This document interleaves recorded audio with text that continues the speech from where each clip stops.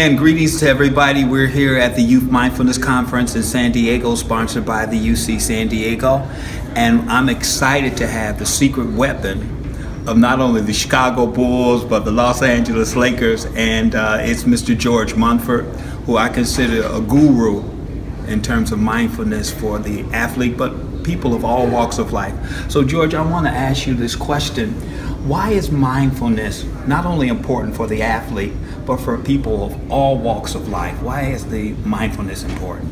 Yes, well, mindfulness is important because the only time you can live is in this moment. And so if you are able to be more present for each moment, your activity and everything you do is going to be enhanced. In other words, you're going to be more successful, you're going to be more connected to yourself and others, and you're going to have more joy.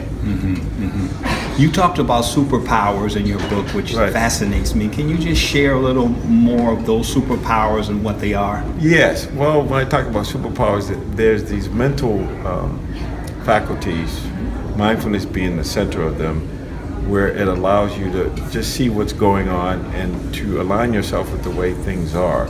So there's mindfulness, which you might consider like mirror mind. It just reflects what's in front of it. But then there's this idea of faith or trust in the universe, that the universe is a friendly place, or that you have a connection with a higher power. Some of us call it God, some might call it Buddha nature, or Christ consciousness, or the divine spark, or the masterpiece within. But there's a power, there's a loftiness to this universe, and if you live in accord with that, you align yourself with that, that's where the power comes from. So it's the trust, but it's also insight or understanding exactly how things are. So it's one thing to believe something, it's another thing to actually experience it or to understand it. So that the more you know how things are, the more confident you're going to be that you're going to make good decisions, wise decisions. So we talk about trust and insight, or just wisdom, clearly knowing what's going on, who you are and how you need to be. And then there's this idea of effort. Everybody makes effort, but most of the time it's the wrong effort. There's too much tension, there's too much desire behind it, or it's, I want to destroy this person, it's not the right energy. So you start to understand that there's certain qualities of mind like generosity, compassion, love, empathy, that really enhance our ability to be present and to feel connected to ourselves and others. But yet there has to be this steadiness of mind, which is this moment, not forgetting what this moment is, and that we only live in a moment, but also not forgetting what we're doing. So that we're not focused on how we're doing, we're more focused on what we're doing, and understanding the only time we can really do things or experience things is the immediacy of experience. Powerful.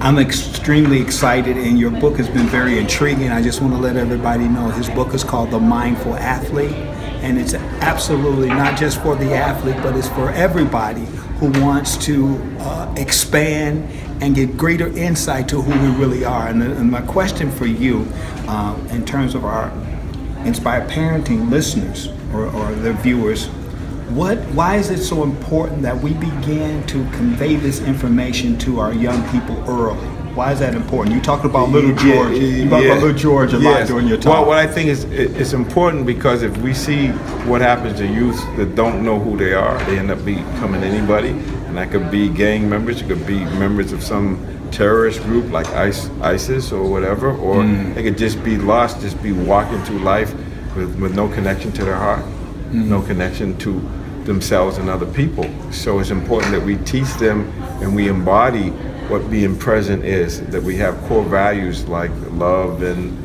community and family and just trying to be the best version of ourselves. And that, if we use a phrase, just hallow everything. In other words, make it holy. Just be in holy converse with ourselves and others and the planet at the same time. Beautiful. So how can our parents get involved with what you're doing? Are you doing any retreats? I personally would love to attend a retreat that you facilitate. So are there some things you're doing coming in the 2016 that our parents can get involved with? Or our young people, are you get involved with? Yes, I think, our organization like Ivy Child is a really good place. So even though we're going in and working with the students, we're also working with we need to work with the parents the school administration, the teachers, and the community as a whole, so that it becomes, as we like to call it, the multiplier effect. You know, we start with one group and then it ripples out that everybody is embodying being present for life and being present for their life.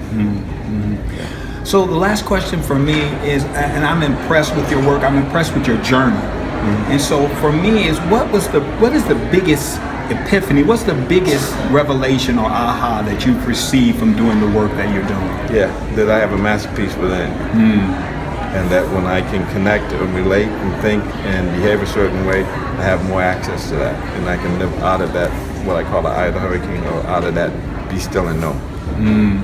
So there it is, all you masterpieces out there. We have the great secret weapon, again, I want to call it the secret weapon of the Lakers, the Chicago Bulls, and many athletes and people from around the world who's sharing his thoughts and his ideas and his programs on mindfulness. So I want to thank you all for joining us, and I want to thank you, George, for being who you are and allowing the Spirit to guide you as you give these gifts and talents. And I know that it's changing people even now. So thank you for being with us. Thank you for having me. Yes. Yeah.